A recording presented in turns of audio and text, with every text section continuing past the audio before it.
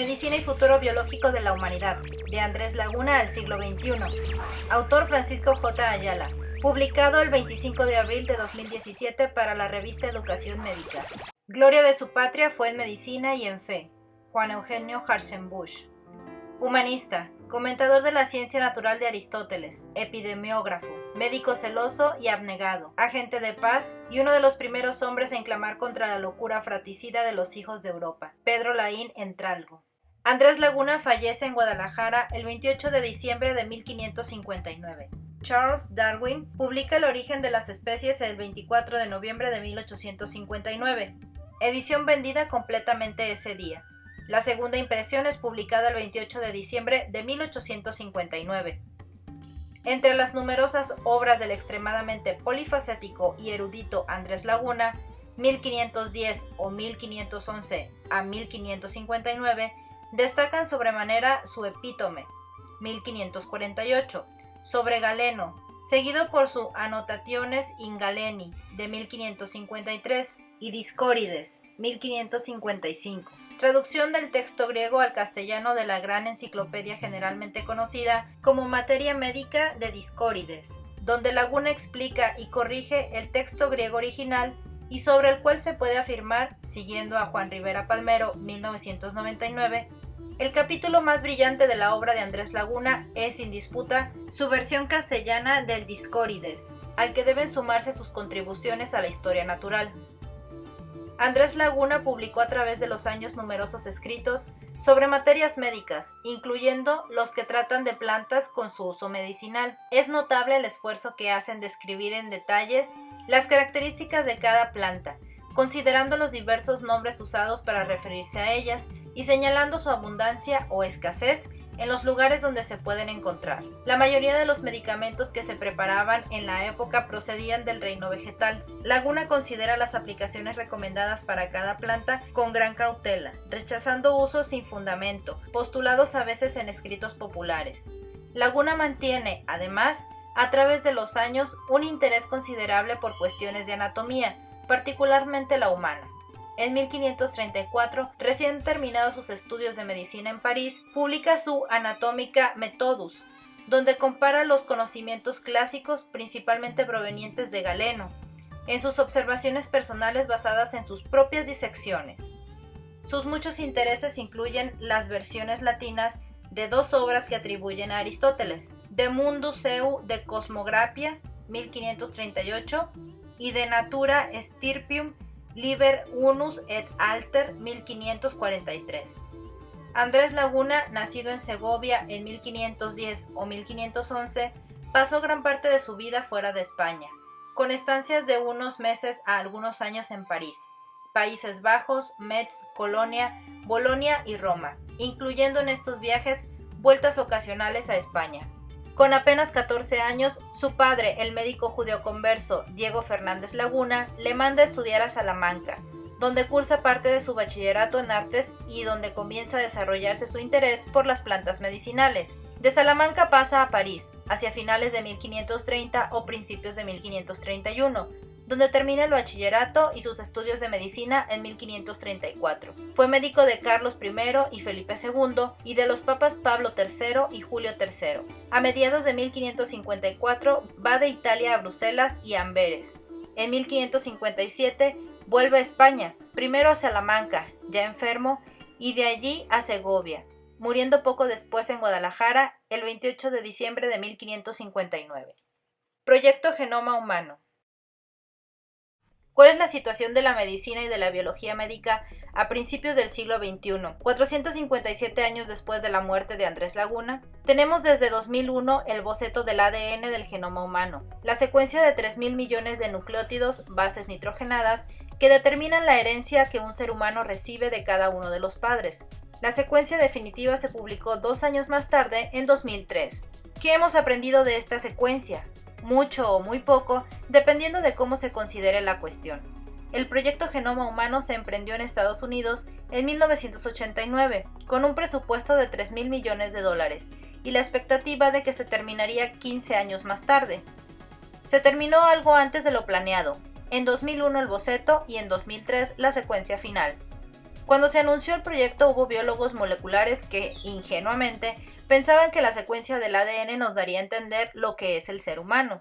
Yo estuve envuelto en el proyecto como representante de la Academia Nacional de Ciencias de los Estados Unidos y también por parte de los Institutos Nacionales de Salud que financiaban y administraban el proyecto. Publiqué por aquel entonces varios artículos sobre ello. Mi mensaje se puede resumir como siguiente. Supongamos que tenemos 500 volúmenes del tamaño de El Quijote, los cuales suman unos 3.000 millones de letras, tantas como los nucleótidos de un genoma humano. Estos 500 libros están escritos usando un alfabeto que conocemos, pero en un lenguaje que no entendemos. Descifrar la secuencia de las letras de los 500 volúmenes de por sí no nos dará a conocer lo que los libros dicen. El proyecto descifrará la secuencia de los 3.000 millones de letras, pero no lo que es un ser humano. La secuencia del ADN nos brindará la oportunidad de examinar genes o grupos de genes particulares, partes pequeñas del texto, un párrafo aquí y otro allá, con el propósito de desentrañar su información genética. Descifrar el texto completo de los 500 volúmenes será tarea de muchos años. El gran éxito del proyecto Genoma Humano, mucho mayor de lo que se anticipaba, fue el desarrollo de las técnicas de secuencia masiva del ADN. En 2016 es posible obtener la secuencia completa de un genoma humano en 1 o 2 semanas al coste de unos $10,000, comparados con los 14 años y $3,000 millones que se llevó la primera secuencia. Cualquier persona que tenga interés en ello, y muchas personas lo tienen, puede obtener la secuencia de su ADN por un coste modesto. Las nuevas técnicas han facilitado obtener la secuencia del ADN de muchas otras especies, desde las bacterias y parásitos unicelulares a toda clase de plantas, hongos y animales, y de muchos humanos.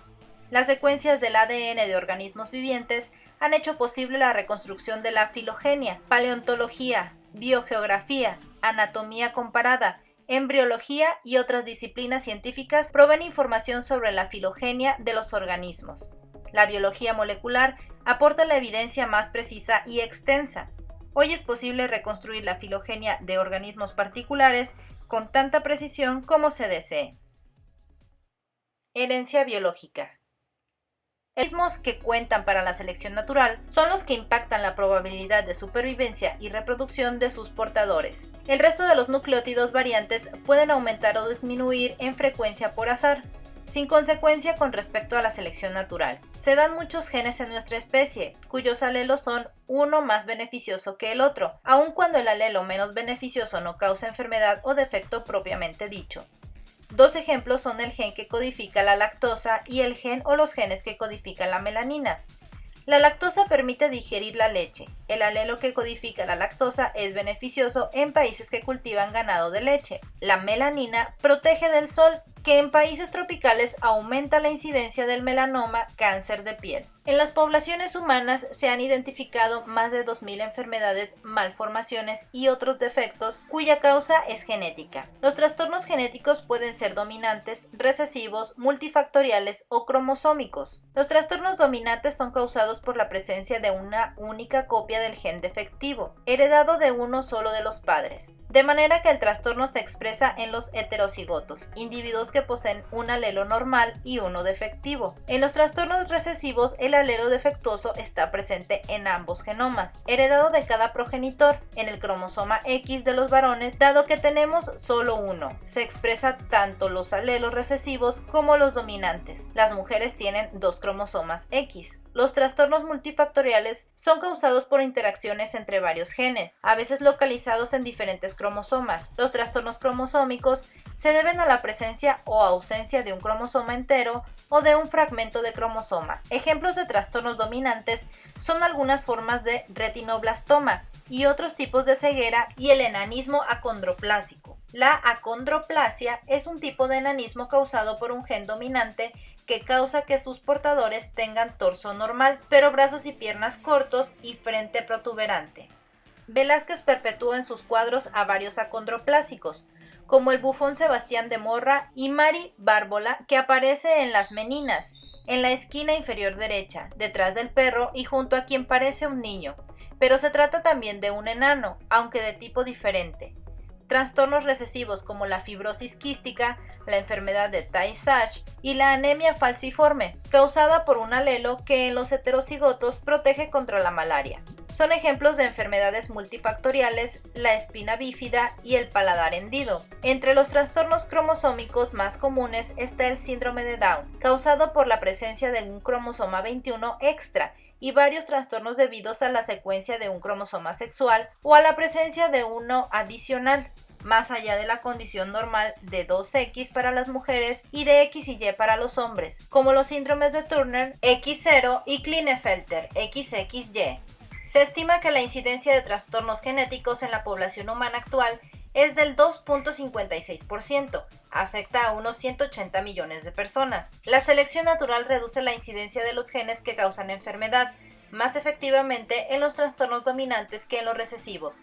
Consideremos la fenilcetonuria, conocida como PKU, enfermedad hereditaria recesiva debido a la incapacidad de metabolizar el aminoácido fenilalanina, que se manifiesta por una deficiencia intelectual grave y trastornos neurológicos. La fenilcetonuria es letal si no se trata. La frecuencia del alelo es 1%, de modo que en condición heterocigótica se halla presente en más de 70 millones de personas, pero solo el 0.01%, unas 700.000 personas, son homocigotos y expresan la enfermedad. La reducción de los trastornos genéticos debido a la selección natural está compensada por su aumento debido a la incidencia de nuevas mutaciones. Eugenesia y futuro.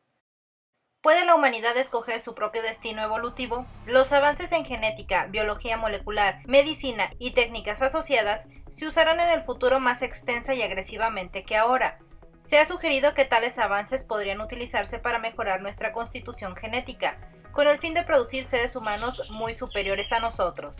Pero existen razones por las que cualquier intento de mejorar la constitución genética de la humanidad, excepto en el sentido de curar enfermedades y defectos, puede no ser prudente. Hay quienes anticipan que la eugenesia, aún para corregir enfermedades y defectos, puede tener consecuencias perjudiciales a largo plazo. En la fenilcetonuria, por ejemplo, la fenilalanina se acumula en el organismo y se hace tóxica para el cerebro, causando incapacidad mental y eventualmente la muerte durante la infancia. Con una dieta apropiada, el niño puede llegar a ser adulto y llevar una vida prácticamente normal. Si el paciente tiene hijos, pasará sus genes PKU a ellos. En consecuencia, el gen aumentará en frecuencia de generación en generación. A cuantos más pacientes se curen, más habrá que curar en el futuro. ¿Con qué rapidez aumentará la frecuencia del gen? Si se curase a todos los pacientes PKU en el mundo, lo cual no es actualmente factible, la frecuencia del gen aumentaría de 0.01 a 0.02 en 100 generaciones, y el número de pacientes se incrementará de 1 en 10.000 a 4 en 10.000.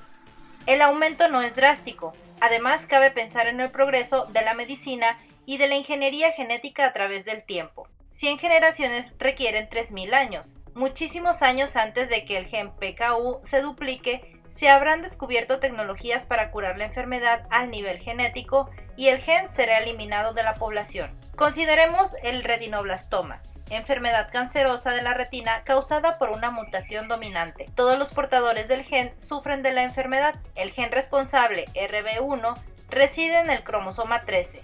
Los humanos tenemos 23 pares de cromosomas. El retinoblastoma tiene manifestaciones variables. Típicamente, durante la infancia, se produce un incremento tumoral que empieza en uno de los ojos, se extiende rápidamente al otro y por fin al cerebro, causando la muerte del individuo, por lo común antes de la pubertad. Si el retinoblastoma se diagnostica a tiempo, es posible salvar la vida del niño por medio de una operación quirúrgica, aunque la pérdida de uno o incluso de los dos ojos es en general inevitable. La cura es eficaz en el 95 al 98% de los casos. La persona curada puede llevar una vida más o menos normal, casarse y tener hijos, pero la mitad de estos nacerán con retinoblastoma y necesitarán del tratamiento quirúrgico a su vez. Antes de que la cura fuera posible, las mutaciones de retinoblastoma eran eliminadas con la muerte de sus portadores en la misma generación. Ahora las mutaciones que surgen en cada generación van sumándose a las de generaciones anteriores transmitidas a los descendientes debido a la cirugía que detuvo la enfermedad en retinoblastómicos. Claro está que curar a todos los niños que nacen en el mundo con retinoblastoma no es posible por ahora. Hay bastantes dolencias hereditarias cuya manifestación puede curarse hoy en día, al menos de una manera parcial, y su número aumenta con rapidez. El problema resulta aún más acuciante cuando se consideran los trastornos mentales. Se ha estimado que cerca del 1% de la población sufre de esquizofrenia o de lo que se llama enfermedad esquizoide, enfermedades que pueden estar determinadas por una sola o varias mutaciones genéticas. Más de 100 millones de personas en el mundo sufren de defectos o enfermedades mentales causadas por su herencia biológica. Muchas de tales personas no podrían sobrevivir en las condiciones de una civilización primitiva, mientras que hoy en día lo hacen y se reproducen. Un aumento, por pequeño que sea, de individuos con dolencias y defectos genéticos es intrínsecamente indeseable tanto por el sufrimiento de sus portadores como por la carga social que supone. Pero la alternativa es peor. Consiste en negar la cura a los ya nacidos y dejarles que sufran o mueran, algo inaceptable en términos éticos siempre que exista y sean accesibles los medios para combatir la enfermedad. Diagnóstico genético. Las propuestas de mejora de la condición humana por medio de la llamada eugenesia o ingeniería genética, usando los conocimientos de la genética molecular y las técnicas y prácticas asociadas con ella, pueden agruparse en dos categorías generales con respecto a sus objetivos. Por un lado están las propuestas terapéuticas, que se plantean para corregir enfermedades o defectos y aliviar el dolor y el sufrimiento tanto individuales como sociales. Por otro están las visiones utópicas, que persiguen un mundo feliz, por medio de la mejora de genes o la clonación de individuos con genotipos idóneos, para alcanzar una humanidad ideal y perfecta. Las consideraciones terapéuticas abarcan el diagnóstico y el consejo genéticos, la farmacopea genética y la cirugía genética. Las propuestas utópicas incluyen la selección germinal y la clonación de individuos. Existen ya en muchos países clínicas genéticas y consultorios médicos cuyo propósito es descubrir defectos genéticos crípticos en quienes van a ser padres, para aconsejarles sobre la probabilidad de que esos defectos genéticos se manifiesten en sus hijos. Por ejemplo, un individuo portador de un alelo de fenilcetonuria, cuyo par es normal, no padece PKU, pero transmitirá ese alelo a la mitad de sus descendientes. Si su pareja es portadora de un gen PKU, existe una probabilidad del 25% de que cada hijo sufra PKU. Las personas que acuden a tales clínicas y consultorios sospechan que son portadores de algún defecto genético, frecuentemente porque tienen familiares con el defecto. Por ejemplo, es probable que un hermano de una persona con PKU sea portador del gen defectivo. Hay otras razones para ir a un consultorio genético, como es el caso de las madres de 35 años de edad o más, cuya probabilidad de concebir hijos con defectos cromosómicos es alta. Por ejemplo, la probabilidad de que una mujer de menos de 30 años tenga un hijo con síndrome de Down es de menos de 1 por 1000.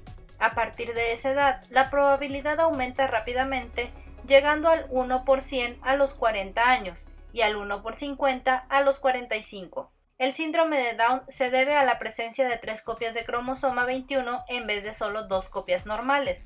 El síndrome de Turner y el síndrome de Klinefelter son otros ejemplos de anormalidades cromosómicas serias cuya incidencia aumenta con la edad de la madre. En clínicas apropiadas se puede analizar la constitución genética de los padres para comprobar si son o no portadores de genes o de cromosomas defectivos. Es posible calcular así la probabilidad de que un hijo vaya a sufrir de enfermedad, como en el ejemplo de PKU citado antes. Los futuros padres pueden decidir no tener hijos o arriesgarse a tener uno anormal, pero es posible ir incluso más allá. Técnicas como la amniocentesis, de griego amnion, membrana, y kentesis, perforación, permiten descubrir si el feto posee o no características genéticas deseables. La amniocentesis se lleva a cabo insertando una aguja larga a través del abdomen de la madre encinta para obtener una muestra pequeña de fluido amniótico. Si se determina que el feto posee una constitución genética indeseable, los padres pueden optar por el aborto, una decisión con implicaciones morales y religiosas y en algunos países incluso con repercusiones legales. Terapia genética. Los diabéticos necesitan inyectarse la hormona insulina para poder digerir el azúcar. Sin ella, se acumula en el organismo con efectos debilitantes y hasta fatales. La insulina es una proteína sintetizada en el páncreas. La compañía farmacéutica Eli Lilly introdujo en el mercado Humulin, una insulina idéntica a la humana, porque está sintetizada bajo el control del gen humano de la hormona. La producción de insulina humana fue el primer éxito farmacéutico en gran escala de la ingeniería genética, una tecnología emergente que llegó de la mano de los avances de la genética molecular. La venta anual de Humulin alcanza más de 3.000 millones de euros. El proceso de ingeniería genética usada es el llamado ADN recombinante. El gen de la insulina extraído del páncreas humano es introducido en un plásmido, que es una cadena circular de ADN. El plásmido con el gen es introducido a su vez en bacterias inofensivas y fáciles de multiplicar en un laboratorio apropiado. Cuando las bacterias se multiplican, sintetizan las proteínas codificadas por sus propios genes, pero también la insulina codificada por el gen introducido que las bacterias tratan como si fuera uno de los suyos. La insulina extraída de estas bacterias es idéntica a la insulina humana y funciona como tal.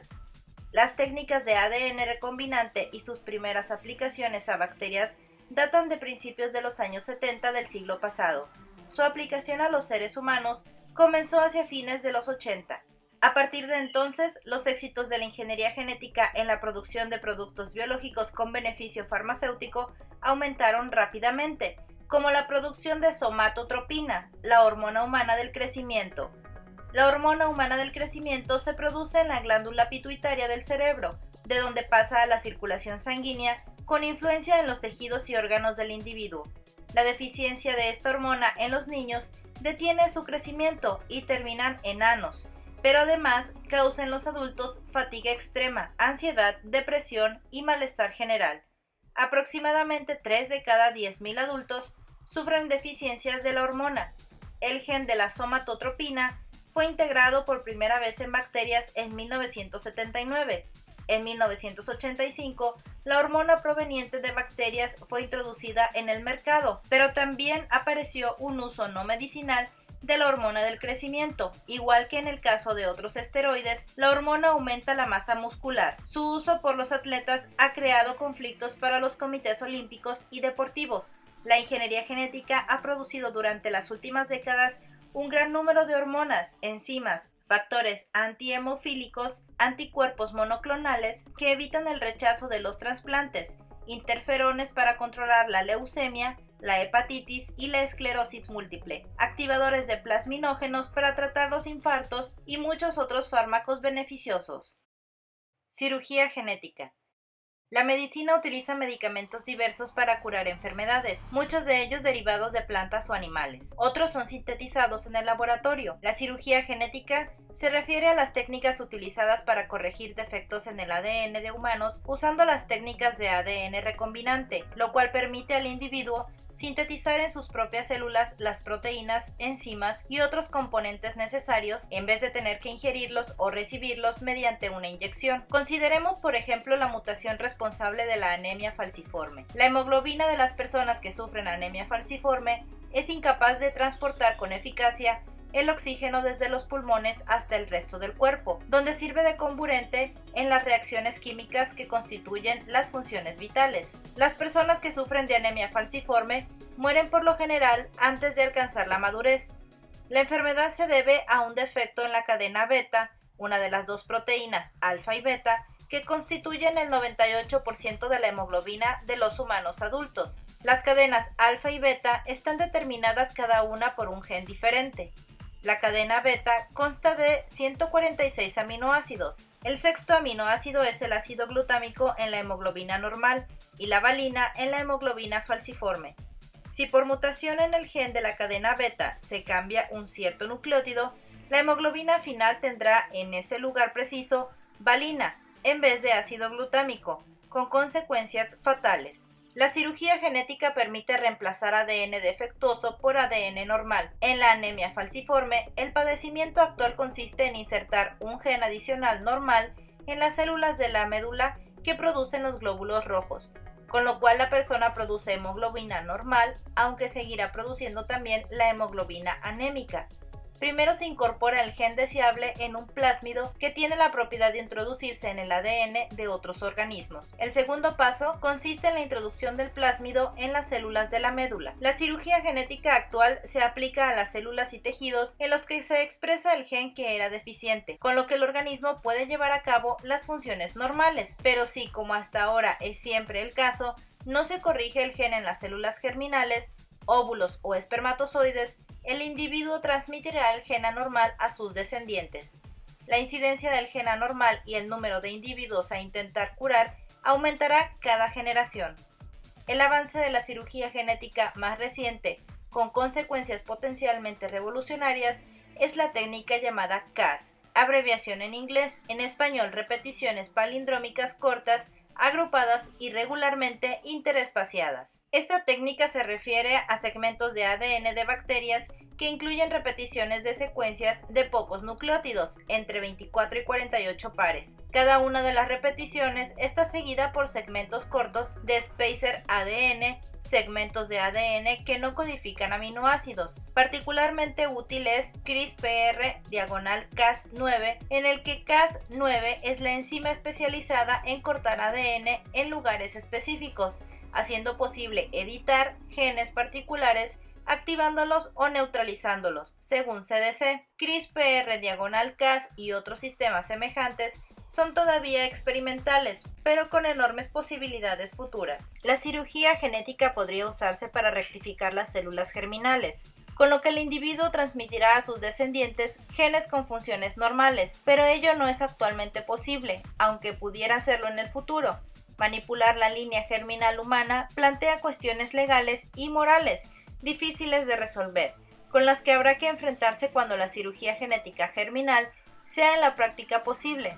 La cirugía genética somática no lleva a implicaciones legales o morales, en principio diferentes de las que plantea la práctica de la medicina común. Se trata de curar a quienes sufren enfermedades o defectos. Cirugía genética experimental se ha llevado con éxito en genes causantes de enfermedades importantes como el síndrome de Parkinson, la leucemia linfática crónica, el mieloma múltiple y la hemofilia. Entre 2013 y 2014, compañías farmacéuticas americanas invirtieron más de $600 millones en cirugías y terapéuticas genéticas. Los avances han sido importantes, pero las prácticas actuales frecuentemente llevan a consecuencias indeseadas. Los efectos negativos incluyen respuestas inmunes contra la inclusión de una entidad extraña, leucemia, tumores y otros problemas típicamente provocados por los virus o plásmidos vectores. Frecuentemente, las correcciones de cirugía genética son de poca duración y requieren tratamientos repetidos, lo cual aumenta los costes y otros inconvenientes.